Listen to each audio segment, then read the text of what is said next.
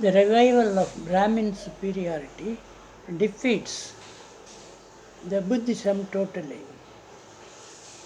Shankara was instrumental in the revival. He caused the massacre of the Buddhists and changed Buddhism as a branch of Hinduism, Brahminism. Brahmins infiltrated into Buddhist religion and destroyed the teachings of Gautama Buddha. They wrote a different book on Buddhism, making Buddha a god, 10th incarnation of Lord Vishnu. Thus, Bhagavad Gita resurrected the priestly rituals. With the kings accepting the Brahmins, the masses followed. The hold of the Brahmin priests continues even today. Having said that, the Bhagavad Gita restored the Brahmins' power in the society.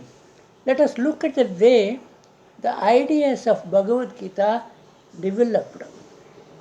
Every new idea develops from an existing concepts. Such concepts are mutilated to convey the new idea.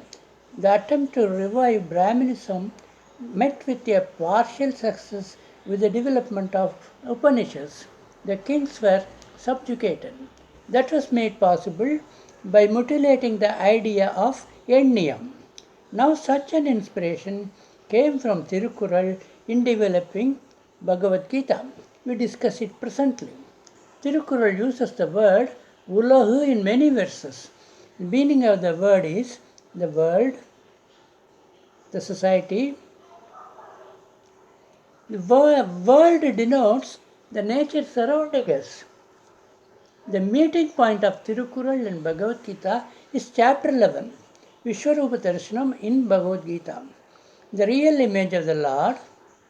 Only very few persons had the privilege of seeing his real image. Such an image is now shown to Arjuna as he is nearest to the Lord. In that image, Arjuna saw the whole world, all living beings, past and present. In short, the Lord effectively means, in short, the Lord stood there as a personification of nature and its creations. This effectively means that praying the Lord is just accepting a nurturing environment and nature. Now, the Lord gives the option of praying either by his manifestations. One, the Lord God, the unmanifested Lord. Two, the nature as the unmanifested Lord, a view expressed in Enniyam. The unmanifested Lord is the unknowable Brahman. This type of worship will empower the Brahmins. Worshipping the manifested Lord, the nature surrounding and supporting us, will not be beneficial to Brahmins. They cannot spin Puranas, Itikasas, and perpetuate their domination in the society. Shankara called the manifested Lord as Maya, illusion. It will not lead to salvation of the devotees. Yes, we are living in a illusion, the present world and our conference. Garbe says, progressive ideas are first opposed by the priesthood. Their born enemy. They have become so powerful that they cannot be opposed any longer. Whereupon, priests adopt them and tries to harmonize them with these superstitions. These progressive ideas allude to the true Kshatriyan monism that stood as the gem of Indian religio-philosophical evolution. The priests attempted to harmonize this with their deplorable superstitions, thus producing an inferior idealistic monism, one paling in comparison with the religious awakening of the Kshatriyas.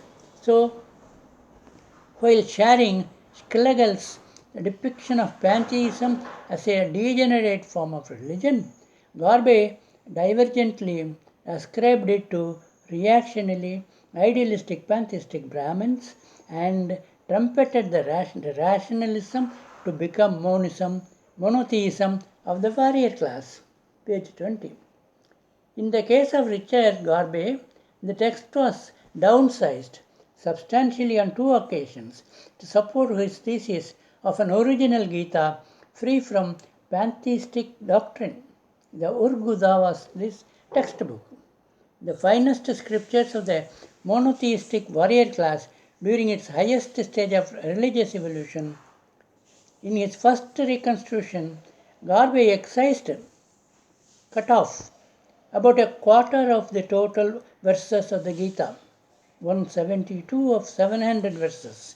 In his second edit, he reduced it to less than half its original size. Central to Garbe's editorial process was the notion that pantheistic passages could be identified and isolated as foreign impositions, post facto, accretions of a reactionary Brahmin class. This way, the development of Brahminical thought stems from the influence of both Enniyam and Tirukural. Also, the influence of Tirukural is found in the development. For demonstrating the influence, we take 2 Tirukural verses. We explain how these verses is mutilated and given as verse in Bhagavad Gita. Tirukural verse 470. எள்ளாத எண்ணிச் செயல் வேண்டும் தம்மோடு கொள்ளாத உலகு. Let a man reflect that and do things which bring no reproach. The world will not approve with him of things which do not become of his position to adopt. World is the manifested Brahman. So is the above verse 470. Replace the word world with Lord God. Now that verse becomes, Tirukural verse, man must do things which bring no reproach from Lord God. If this rule is broken, the Lord God will interfere. The Lord God will not approve of him who acts against the wishes of God. They will be annihilated. This view is expressed in the following verses of Bhagavad Gita. Gita verses 7. Whenever there is a decline of righteousness, O Arjuna, and rise of unrighteousness, then I manifest myself. Next verse. For the protection of the good, for the destruction of the wicked, and for the establishment of righteousness, I am born in every age. 9. He who thus knows in true light my divine birth and action, after having abandoned the body, is not born again. He comes to me, O Arjuna. Next verse, verse 140.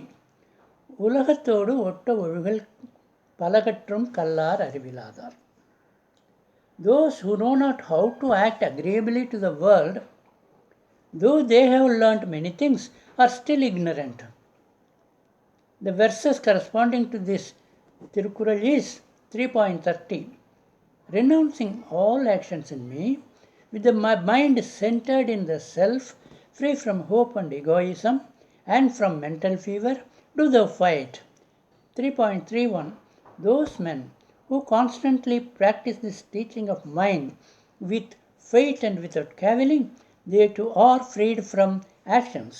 But those who carp at my teachings and do not practice it, deluded in all knowledge and devoid of discrimination.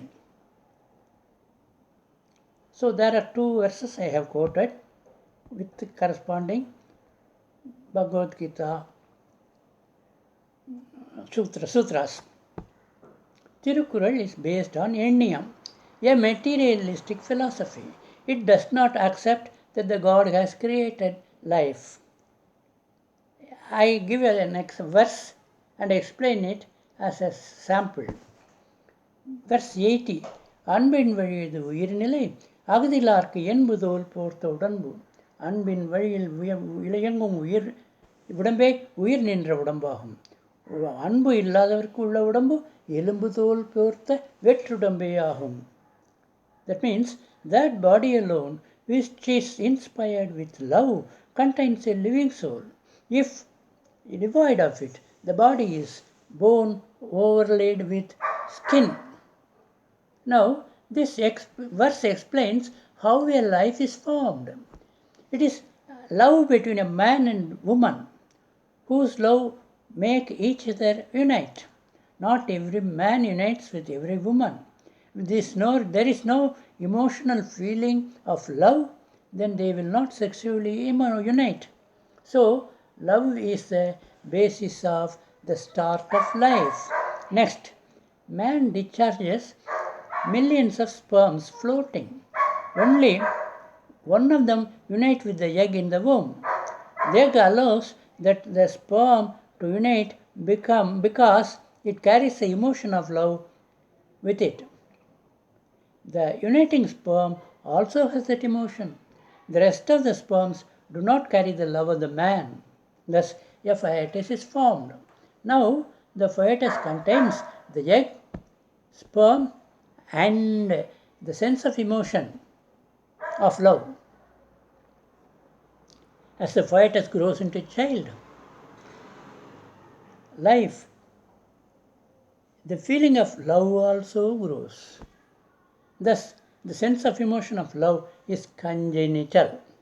As the child grows into an adult, due to different social impacts, family circumstances, the benevolence, love evolve differently with different people. Life is not a God's creation. A commentary on Tirukkural is given in my book, Philosophy of Peninsular India, Kindle edition. Next section is Sanskrit. Is it Indian? I am not going to read the whole section. I give a gist of what it contains. Sanskrit is not their original language for the Aryans. When they came from Persia, they talked the Persian language. In the Persian god, Zen Brahman has become Brahman. Brahman become Brahman. Avesta become Veda.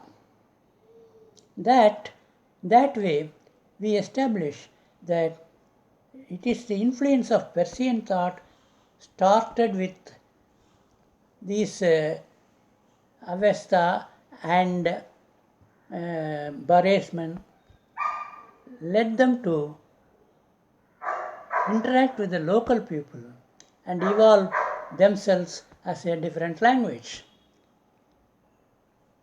With that, I close the paper. Thank you very much.